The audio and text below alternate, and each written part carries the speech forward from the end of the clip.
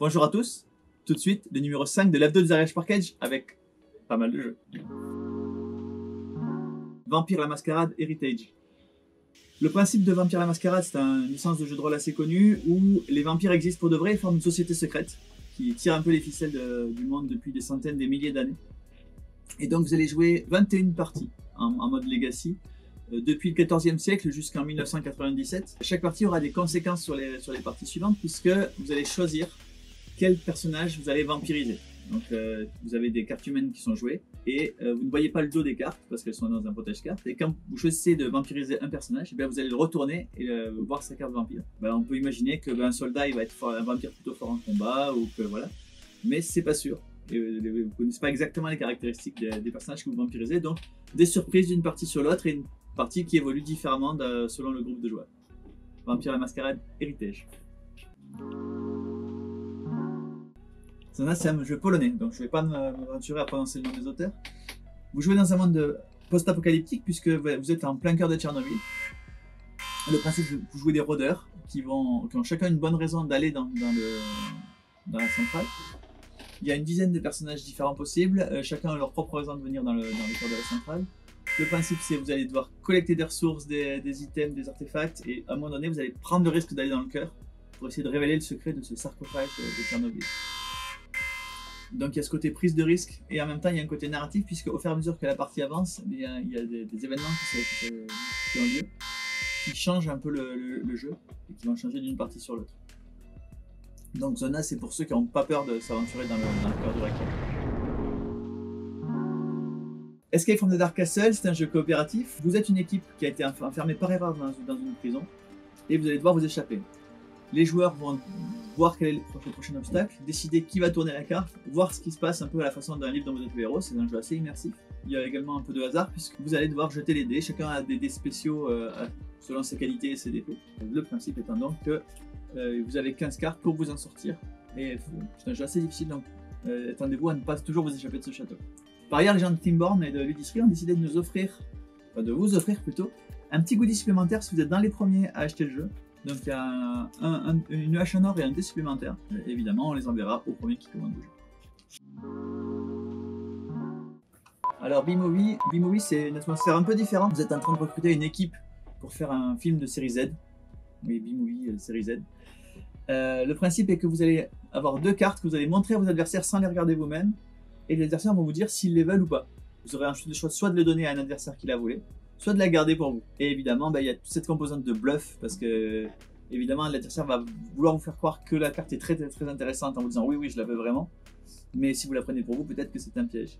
Donc B-Movie, un jeu à l'esthétique un peu particulière, très coloré et vraiment dans l'ambiance des films de Zero. Là aussi une ambiance un peu particulière, un jeu qui s'appelle I Burrito. C'est un jeu où on se lance des burritos à travers le salon.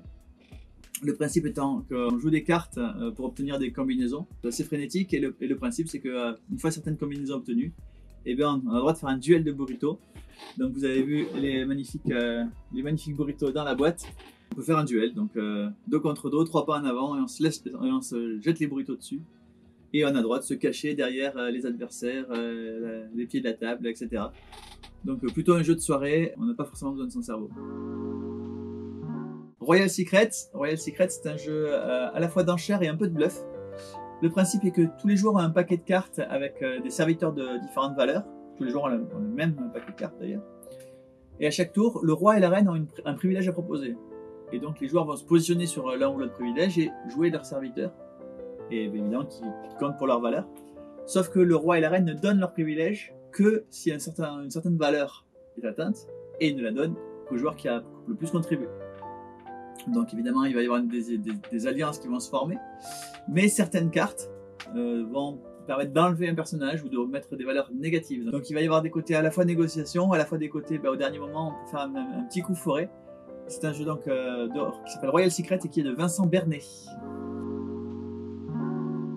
Shaman, c'est un jeu qui est à la fois un jeu à rôle caché, c'est-à-dire que les joueurs peuvent avoir un objectif différent. Il y a les joueurs qui jouent les chamans qui vont vouloir faire le rituel et un joueur qui joue l'ombre qui va vouloir que le rituel ne s'accomplisse pas.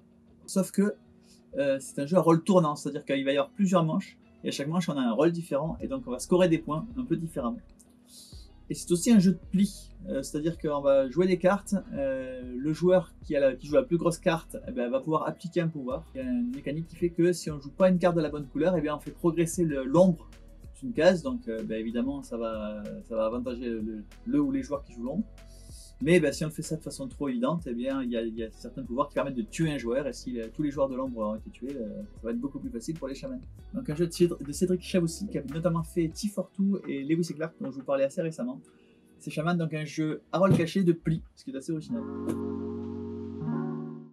Alma Mater, c'est un peu la suite de Coimbra, c'est pour ceux qui le connaissent. C'est d'ailleurs la même équipe italienne qui a fait Coimbra, Lorenzo le Magnifique, Terramara, donc des gens assez habitués aux jeux de stratégie. Hein. Le principe, c'est que vous êtes à la Renaissance, chaque joueur est donc le patron d'une université, et l'objectif de chacun est que l'université soit la plus brillante, la plus renommée dans toute l'Europe.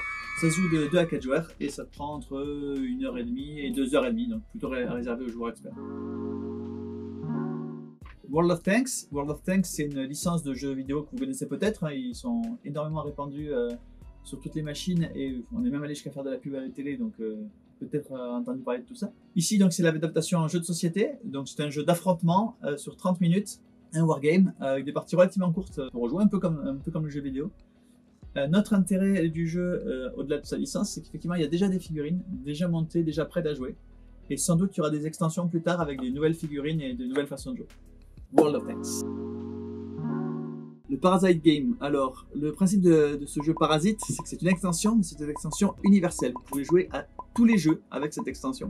On va tirer une carte au hasard en fonction du jeu que l'on joue. Ça peut être un jeu de cartes, un jeu de dés, un jeu de pose de tuiles, un jeu de pions. Peu importe le jeu, il y a des cartes utilisées dans tous les types de jeux qui vont rajouter des règles. C'est plutôt un jeu d'ambiance, puisque évidemment ça va tordre un peu et déséquilibrer un peu les jeux les plus experts, mais vous jouerez à votre jeu expert avec des règles un peu tordues. À vous de voir comment vous allez en profiter. Parasite Game. Crime Zone, je vous en parlais récemment parce qu'il y en a un qui est sorti au début janvier. Le principe de Crime Zone, c'est qu'on c'est un escape game, donc on va mener une enquête, seul ou à plusieurs en coopération. Le principe, c'est que donc on déplie les cartes sur le plateau et on va pouvoir aller enquêter, donc retourner les cartes une par une en fonction des détails de ce qu'on voit sur les images. Et peut-être ça va nous donner des informations ou ça va nous permettre d'avoir de nouvelles cartes qui vont nous former une nouvelle image ou autre chose. Donc il y a 2 nouvelles histoires. La première étant No Furs, qui est une histoire qui se déroule dans le milieu un peu kinky de la nuit londonienne, dans le Londres actuel. Donc avec des thèmes assez adultes. Et puis Oiseaux de Malheur, qui est un jeu qui se passe à Paris. Les Oiseaux de Malheur, pour moi, clairement c'est les pigeons. Et à mon avis, étant parisien, je peux vous dire que c'est toujours les pigeons qu'on fait. Et dernier petit arrivage, Demeter, c'est un jeu qui est déjà de l'année dernière, donc que vous connaissez peut-être, qui est un roll and ride qui se passe avec des dinosaures. Ce qui est nouveau, c'est qu'on a reçu ceci, le bloc de recharge, c'est-à-dire que si vous avez déjà fini toutes les feuilles de la boîte, il y a des feuilles en plus. Voilà, l'hebdo numéro 5 des arrivages Parkage, c'est terminé. Si vous regardez cette vidéo avant le 16 février, il est encore un peu temps de profiter des soldes. Et moi, je vous dis à la semaine prochaine.